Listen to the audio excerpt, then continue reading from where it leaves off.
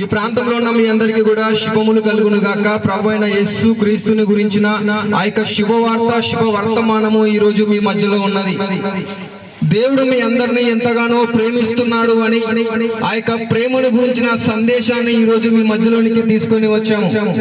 ఆ యొక్క ప్రేమ సందేశము మనకు ఏం తెలియజేస్తుంది అని అంటే, మనల్ని ప్రేమించిన ప్రభు అయిన యేసు క్రీస్తు అనే ఆ యొక్క రక్షకుడు మన యొక్క పాపముల కొరకు ఆయన సిలువలో మరణించాడు అని ఆ యొక్క శుభవార్తను మనకు తెలియజేస్తుంది. మనము గనక పొద్దున్నే లేచినప్పుడు మనము ఎన్టీవీ పెడితే మనకి దుర్వార్తలు కనపడతాయి. అదే కనుక మనము టీవీ 9 పెడితే మనకి దుర్వార్తలు వినపడతాయి. మనము ఏ పేపర్ చదివినా మనకి దుర్వార్తలే మనకు కనపడతాయి. ఎందుకు అనంటే ఈ లోకం అంతా కూడా దుర్వార్తలతోనే నిండిపోయి ఉంది. కానీ కేవలం ఈ లోకంలో ఒకే ఒక శుభవార్త ఉంది. ఆ శుభవార్త ప్రభు అయిన యేసు క్రీస్తుని గురించిన శుభవార్త అయి ఉన్నది. కనుక ప్రభు అయిన యేసు క్రీస్తుని గురించిన శుభవార్త ఏంటి అని అంటే, ఈ లోకంలో ఉన్న మానవాళి యొక్క పాపముల నిమిత్తము ప్రభు అయిన యేసు క్రీస్తు ఈ లోకంలో రక్తము చిందించి ఆయన మనందరి యొక్క పాపముల కొరకు ఆయన మరణించారు. ప్రభు అయిన యేసు క్రీస్తు ఆయన సిలువలో ఎందుకు మరణించారు అని అంటే, ఆయన మానవులందరినీ ఎంతగానో ప్రేమించి మానవులందరి యొక్క పాపముల నిమిత్తము ప్రభు అయిన యేసు క్రీస్తు ఆయన సిలువలో మరణించారు. ఈ లోకంలో ప్రతి మానవుడి పైన ఏముంటుంది అని అంటే పాపం ఉంటుంది. ఈ లోకంలో ఒక రోగం వస్తే హాస్పిటల్ కి వెళ్లి పోగొట్టుకోవచ్చు, ఒక వ్యాధి వస్తే హాస్పిటల్ కి వెళ్లి పోగొట్టుకోవచ్చు. క్యాన్సర్ కి కూడా మందు ఉంది, కానీ పాపానికి ఈ లోకంలో మందు లేదు. పాపాన్ని మనము ఎక్కడికి వెళ్లి కూడా మనం పోగొట్టుకోలేము. ఏ మనుషుడు కూడా మన పాపాన్ని తీసివేయలేడు. ఏ ధనవంతుడు, ఏ రాజు కూడా మన యొక్క పాపాన్ని తీసివేయలేడు. ఏ మంత్రి కూడా మన యొక్క పాపాన్ని తీసివేయలేడు. ఆ పాపము ఏం చేస్తుంది అని అంటే, ఈ లోకంలో మరణించిన తర్వాత ఆ యొక్క పాపము మనందరినీ కూడా నరకానికి తీసుకొని వెళ్తుంది. ఈ లోకంలో ప్రతి మానవుడు కూడా ఒక రోజు మరణిస్తాడు. మరణించిన తర్వాత మానవుడికి రెండు మార్గాలు ఉంటాయి. ఒకటి పరలోకము అనబడే స్వర్గం అయితే, రెండవది చీకటి అనబడే ఆ యొక్క నరకము. ప్రతి మానవుడు కూడా ఈ రెండు ప్రదేశాలకే మరణించిన తర్వాత చేరుకుంటాడు. మీ అందరికీ ఒక ప్రశ్న ఏంటి అని అంటే, మీకంటే ముందు మరణించిన మీ కుటుంబ సభ్యులు వారు ఈ రోజు ఎక్కడున్నారో మీకేమైనా తెలుసా? మీ తర్వాత మరణించబోయే వారు ఎక్కడికి వెళ్తారో మీకేమైనా తెలుసా? ఒకవేళ మీరు గనక ఈ రోజే మరణిస్తే మీరు ఏమైపోతారో, ఎక్కడికి వెళ్తారో, ఎలా ఉంటారో మీకేమైనా తెలుసా? ఆ ప్రశ్నకి సమాధానం ఎవరి దగ్గర ఉండదు. ఎందుకు అనంటే బైబిల్ ఏమని సెలవిస్తుంది అని అంటే, ఈ లోకంలో మరణించిన తర్వాత మరొక జీవితం ఉంది. ఆ యొక్క జీవితము కేవలము మరణించిన తర్వాత స్వర్గమా లేకపోతే నరకమా అనే ఒక అంశాన్ని మాత్రమే నిర్ణయిస్తుంది. మరి ప్రతి మానవుడు మరణించిన తర్వాత స్వర్గానికి వెళ్ళగలడా అని అంటే వెళ్ళలేడు. ఎందుకు వెళ్ళలేడు అని అంటే, స్వతహాగా ప్రతి మానవుడి పైన ఏముంటుంది అని అంటే పాపము రాజ్యం వెళుతుంది. ఆ యొక్క పాపము కారణంగా మానవుడు మరణించిన తర్వాత నరకానికి వెళ్తాడు. మీరు అనుకోవచ్చు, నేను పాపిని కాదు, నేను పాపం చేయడం లేదు, నా మీద పాపము లేదు అని చెప్పి మీరు అనుకోవచ్చు. కానీ బైబిల్ ఏమని సెలవిస్తుంది అని అంటే, ఈ లోకంలో నీతిమంతుడు ఒక్కడు కూడా లేడు, అందరూ కూడా పాపము చేసి దేవుడిచ్చిన మహిమను కోల్పోయారు అని చెప్పి బైబిల్ సెలవిస్తుంది. ప్రతి మానవుడు కూడా ఈ లోకంలో పాపములోనే పుడుతున్నాడు, పాపములోనే పెరుగుతున్నాడు, పాపములోనే జీవిస్తున్నాడు. చివరికి ఒక రోజు అదే పాపంలో ప్రతి మానవుడు కూడా మరణిస్తున్నాడు.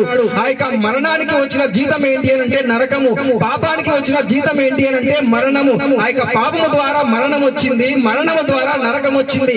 ఆ యొక్క పాపము నుండి, మరణము నుండి, నరకం నుండి తప్పించడానికి ప్రభు అయిన యేసు క్రీస్తు ఈ లోకంలో మానవుడిగా జన్మించి మనందరి యొక్క పాపముల నిమిత్తము ఆయన సిలువలో మరణించారు. మనందరి యొక్క పాపములను ఆయన తీసుకొని, ఆ పాపానికి శిక్షను ఆయన తీసుకొని, ఆ యొక్క అపరాధములకు శిక్షను ఆయన తీసుకొని మనకి బదులుగా ఆయన సిలువలో మరణించి ఆయన ప్రాణ త్యాగాన్ని చేశారు. మీరు అనుకోవచ్చు కదా, సిలువలో ఆయన ఎందుకలా ఉన్నాడు, ఆయన ఎందుకలా సిలువ రక్తము కారుస్తున్నాడు అని చెప్పి మీరు అనుకోవచ్చు. ఆయన సిలువలో అలా ఎందుకు వేలాడుతున్నాడు అని అంటే, మనము మన చేతులతో చేసిన పాపానికి బదులుగా ప్రభు అయిన యేసు క్రీస్తు చేతులకు మేకులు కొట్టబడ్డాయి.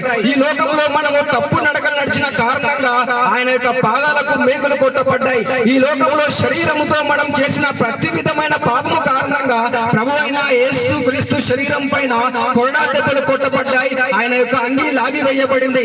ఈ లోకంలో మనం చేస్తున్న తప్పుడు పనుల కారణంగా ఆయన ముఖము పైన ఉమ్ము వేయబడింది.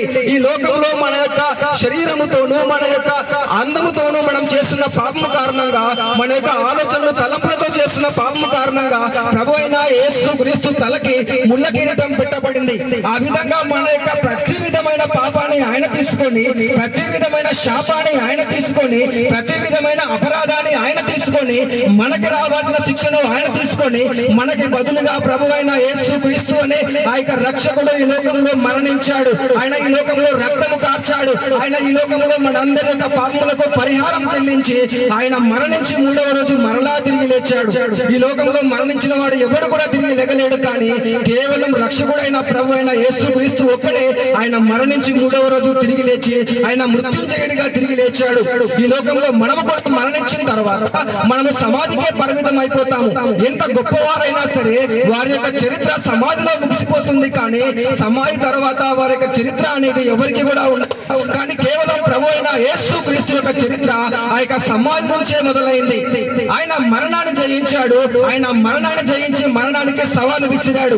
ఓ మరణమా నీ ముళ్ళెక్కడా, ఓ మరణమా నీ విజయం ఎక్కడా అని మరణానికి సవాలు విసిరి ఆయన మరణాన్ని జయించి ఆయన తిరిగి లేచాడు. అంతేకాకుండా ప్రభు అయిన యేసు క్రీస్తు ఏమని తెలియజేస్తున్నాడు అని అంటే, నేనే మార్గమును, నేనే సత్యమును, నేనే జీవమును అని ఆయన తెలియజేస్తున్నాడు.